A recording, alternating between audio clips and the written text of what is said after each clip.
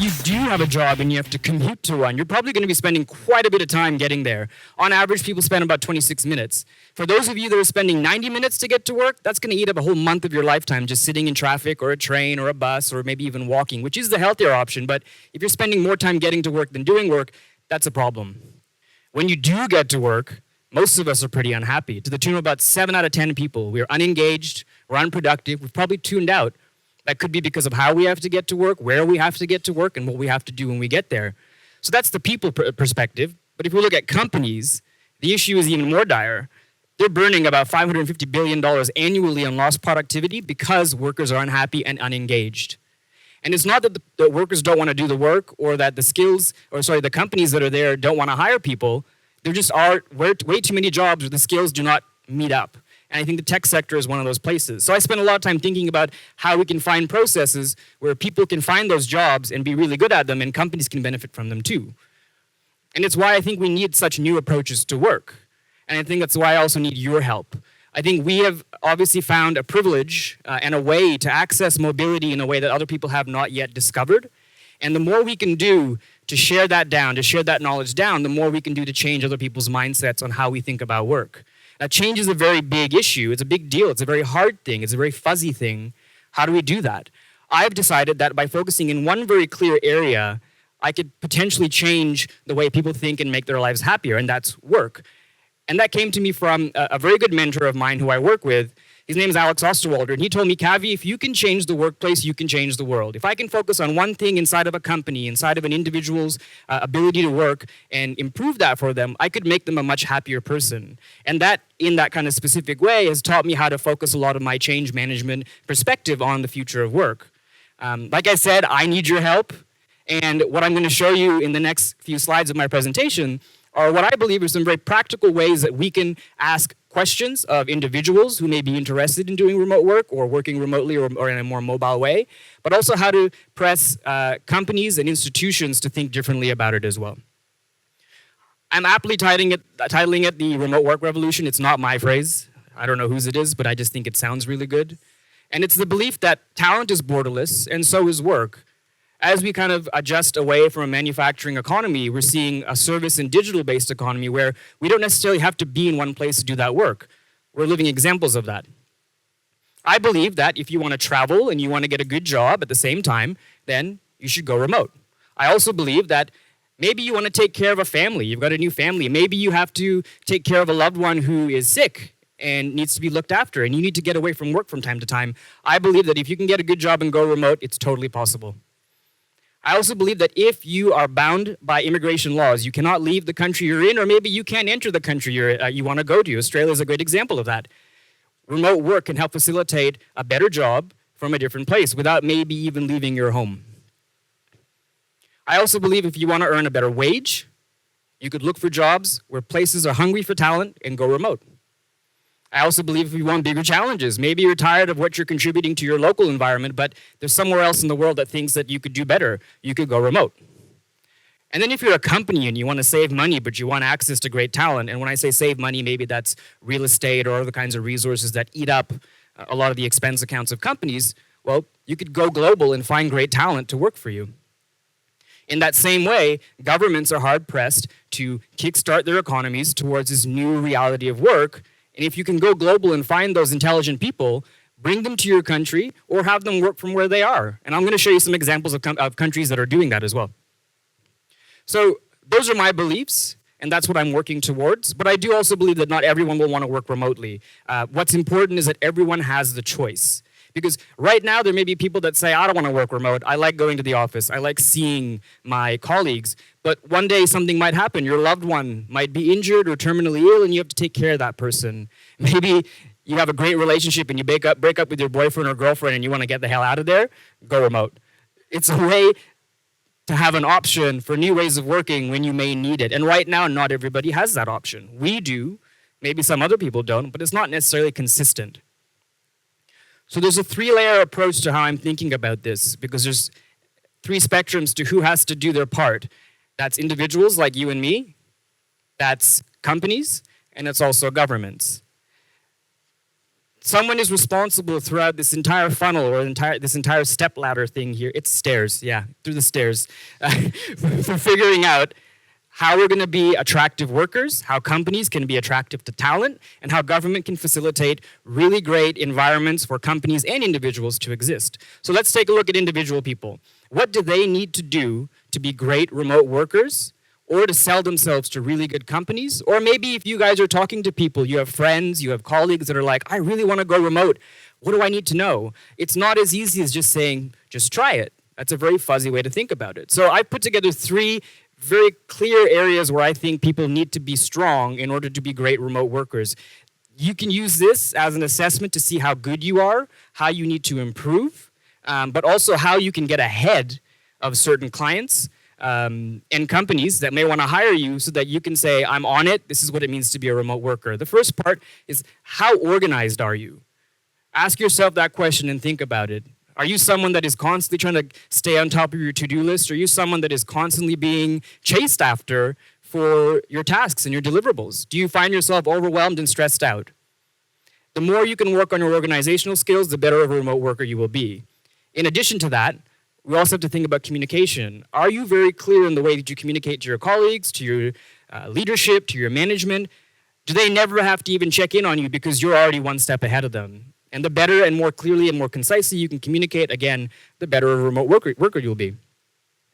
Lastly, there's process. Your team may have a process, your client may have a process, everyone has a process. What's your process that you bring to the table, given that you're in a unique position to work virtually from anywhere that you want?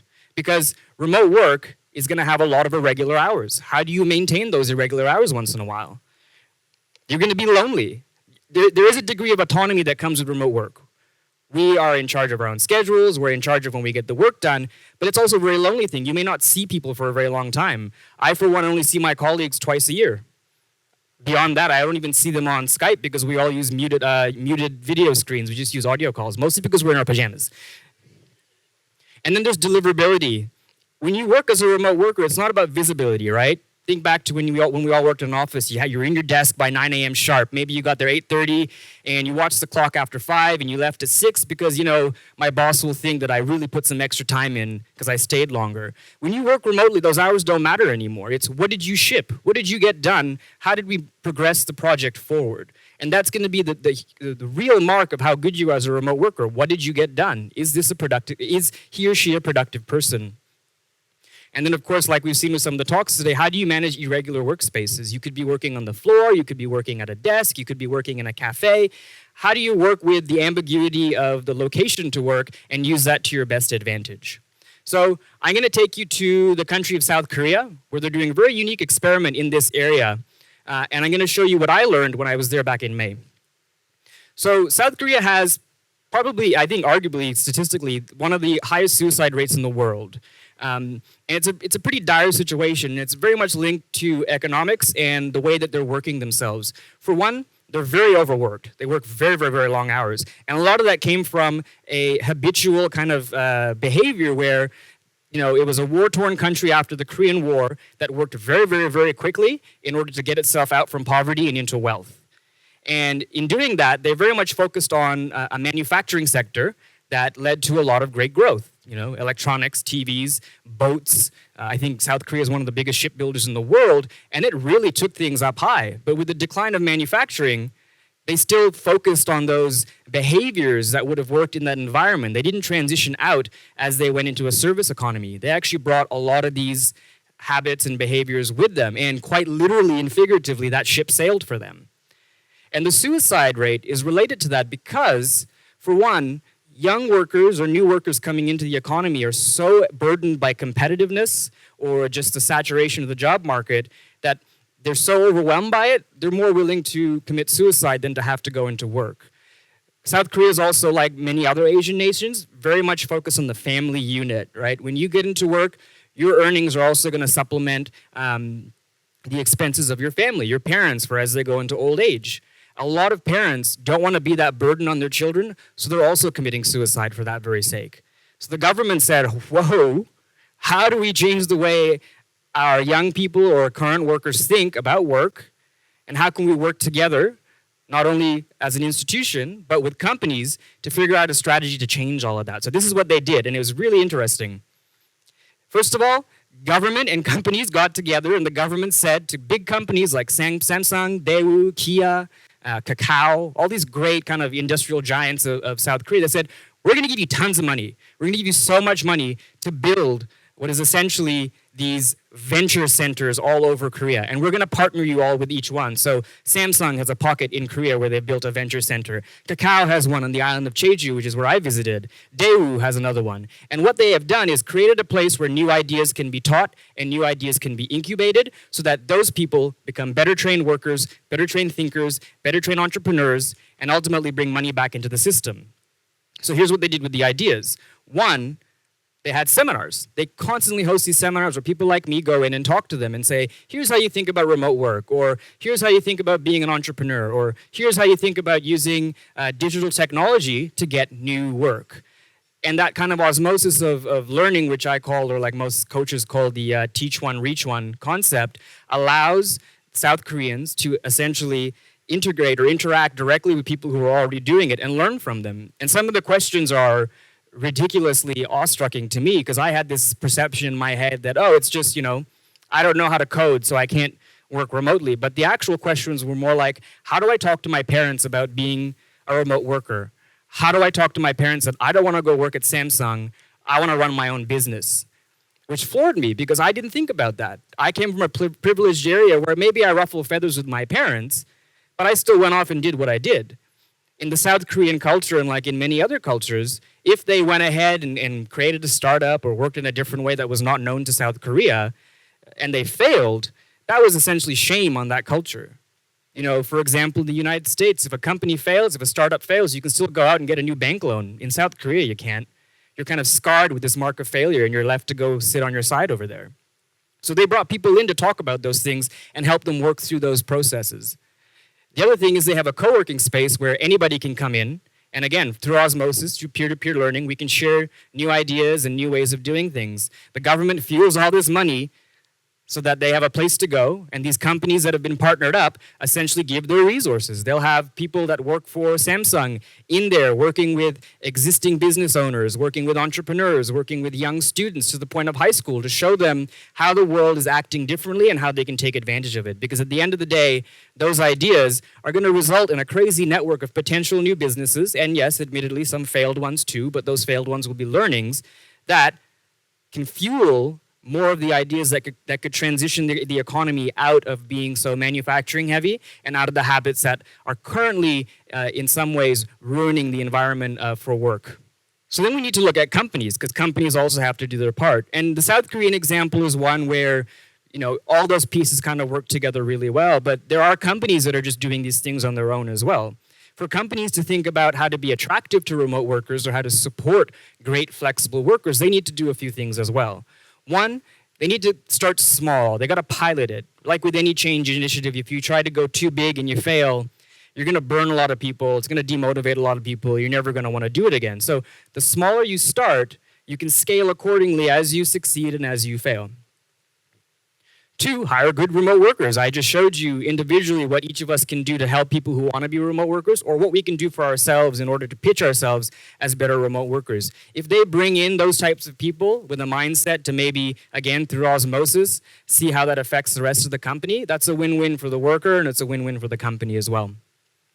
And lastly, you cannot discriminate. I've worked at too many companies where some people were given the opportunity to have a flexible work option and others weren't. Whether it's a man or a woman, whether you're a parent or a young person, everyone should have that option to work flexibly. What that option looks like will be different based on your lifestyle. If you're a parent and you need Fridays off because you want to spend time with your kid, then so be it. But don't discriminate that against the other young workers that don't have children. If you have to take care of someone who's sick, you should have flexible work options so you can also be by that loved one's side, but then don't discriminate against the people that don't have loved ones that they aren't taking care of. I think that's really important. Again, for companies, there's going to be a number of different elements that come into play there. For starters, and again, actually, I want to point out, when you think about this slide, these are questions you can ask companies that you potentially want to work with as well. If you're being hired, you're in the interview process, ask them, what are the technologies in place that you have so that we can communicate? How frequently do you collect feedback? What kind of feedback do you collect? How can I actually institute a policy where we talk about these things and make sure that we're constantly communicating to each other about how we can improve the environment for work? What are the rules, the rituals, and the policies that are in place to facilitate that flexible work? You know, if parents are getting Fridays, again, what do I get? What's in place and how malleable are those changes so that we can all benefit from a flexible working style? What are the metrics in place? If you recall earlier in my slide about individuals, your deliverability is what's going to be most important. What did you get done? How does the company measure that? What do we look for to manage success and failure? If things go wrong, what do we do about it? If things go right, how do we keep scaling it out? And lastly, what are the incentives? What are the things that will reward people for doing really well in this environment? Are there bonuses in place? Are there an extra addition of vacation days? Or will you scale it to other people? I think those rewards are also important to scale throughout the entire culture. So I'm going to take you to Israel. There's a company called AppsFlyer in Israel, and they're a marketing company who's doing a really unique way of testing things out with a remote workforce. And I think this could be a good model for very large enterprise companies that are hesitant to take the risk on remote work or flexible working styles. So what they did is they created a global exchange program. They actually have offices all around the world. And if you join the company, you may have the potential to go work at any of the global headquarters that are located. There's one in Bangkok, I think. But the catch is that you have to work at the company in one office for 1 year. So if you got hired in Israel, you have to work at the Israeli office for 1 year. If you got hired at the Seattle office, you have to be there for 1 year. And the reason why they do that is so they can get through the kind of kinks and bolts of what kind of worker you are. I think it's very important that, there are obviously great remote workers that just ran out of the gate doing it, but I had 9 or 10 years experience of working in a corporate environment before I went into remote work. So I was already well versed in the ways of dealing with people, managing processes and techniques to thrive in this environment. But a lot of newcomers or young people who are coming into the field, they don't have any experience whatsoever. This is a great example, almost like an incubator, where you could see how well they're going to do before they go out. And if they do really well, they can then go and choose to work at one of the other offices around the world. And I think that's unique. It's not complete remote work, but it's a form of it where it gets the kind of juices flowing not only for the corporation, but for the people involved as well. And then lastly, what can governments do? Because obviously if a government doesn't take part, then we can't have legislation or policies in place to protect workers or kickstart workers or help workers. And I think, number one, immigration is one of those issues. How do we look at the way that people come in and out of countries to facilitate great talent being flexible to go anywhere? Estonia is a great example where they're allowing anybody to come in and essentially build a country up because they know they need that type of thinking there. Korea is another example where they're actually going to change visa laws based on this experiment that I showed you earlier so that more workers can come and tell them how to transform their workers into service-based workers as well. What's the legislation in place to help support or protect or do these things? How do we factor in healthcare? How do we factor in education and other types of training programs so that we're constantly retraining workers to think about this? And how do we protect pay? How do we protect taxes? How do we give subsidies to other companies so that they're more willing to hire outside workers? How hard is it right now to do your taxes because you work from so many different countries, right? We're probably on some most wanted list. Lastly, what are the policies in place that can actually kickstart this stuff? It's one thing to have legislation. Legislation will obviously say this is what we have to do, but who is going to be in the environment to actually make it happen, to execute it, to get the ball rolling and to champion that? Are there grants in place? Are there programs in place? And I think there's actually a really cool example that I'm going to show you that's happening in Portland right now in the US. So this institution, I think they're called the Washington Technology Institute or something like that. I'm so sorry if I messed up the name. But they essentially took the internship model and turned it on its head. They said, let's forget internships. Internships have never been known to actually result in full-time work, let alone the training that people need to do the job well. What if we thought about technology as apprenticeships? People like carpenters, plumbers, electricians, they have set mandated hours by the government that they can work and learn and train, and they earn money, and it usually ends up in full-time paying work. So they had legislation passed where they actually went to Washington, D.C., and they said, this is what we're going to do for tech apprenticeships, but to make it work, we're going to tie every single worker to a big company. So Microsoft, Cisco, all these giants in Silicon Valley are connected to a cohort of these workers that will be taught how to work not only in the tech industry, but how to think flexibly about their skills and where they can take them. And what I love about this model is that it's not actually just about people that have fancy, well-paid, and well-deserved computer science degrees. These are people that may not even have the ability to go to university, but they have a basic understanding of like technology. They can get certified through this program and be guaranteed a job at a Microsoft. And then if they leave that company, they're still able to walk out the door and go to another organization. They're not bound by any one place because of what they've been taught. And this is a really unique model that, again, they've started small. I think in the next 5 or 6 years, they're only going to try and do 600 people and then try and scale that out across the nation. But it's a very unique way of thinking about how we can actually use government to get more people involved in this type of thinking. So I'm going to leave you with this one kind of last thought, and this is why I personally focus so much on it. I had a very unconventional career path, and I never really knew what to do, so I had to kind of just go by the gut. And I think the same thing applied to my parents. But when my parents moved from where they moved to get to Australia, they didn't have a choice. They just knew that to get out of where they were and to do better, they had to go somewhere else. We have that choice. In fact, we're more likely to choose where we can be because we want to be there. And I think I had said earlier, companies like Teleport are facilitating that. And this is a constant reminder to me as to why I do what I do and why I think we're so privileged and so at an opportunity to take advantage of this. We're going to be the first generation that gets to decide where we live because we want to go there, and that has huge implications for what the next generation of workers are going to look like. And the more we can think about this, that we have the choice, the more we can make informed decisions, more powerful decisions that help everybody. And I think that's where I'm hoping we can do this today and moving forward, and I'm hoping that I've left you with enough knowledge to spread it out. Thank you.